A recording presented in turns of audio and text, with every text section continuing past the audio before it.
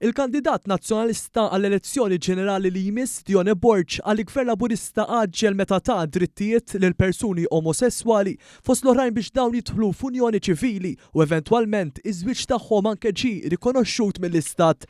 Borg għal dan waqt intervista li saritlu fejn ġie anke mistoqsi jekk il-Partit Nazzjonalista żammx lin-nies fiċ-ċentru tal-politika tiegħu meta quddiem vot biex persuni mill-komunità LGBTIQ+ jingħataw id-drittijiet li jistħoqilhom l-Oppożizzjoni Nazzjonalista astjenit.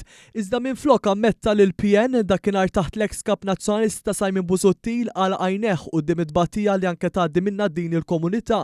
Dione Borg għall-Gvern Laburista għamel dan għal gwadan politiku tiegħu u li rid ikun hemm diskussjoni. Ġon, ħanajlek. Aħna x'nieħ dak il-moment.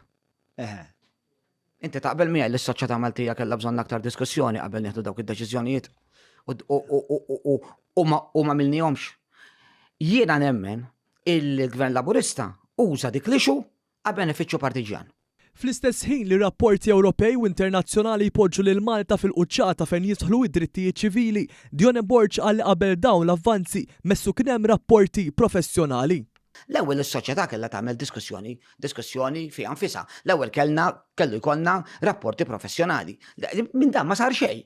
Mistoqsim il-preżentatur dwar minn xiex kienet jibża l-Partit Nazzjonalista biex jivvota favur dawn id-drittijiet li llum bihom ingħaqdu mijiet ta' familji, Dione Borg għad idur mal-lewża u weħel fil-sienu. X'kienet il-biża'?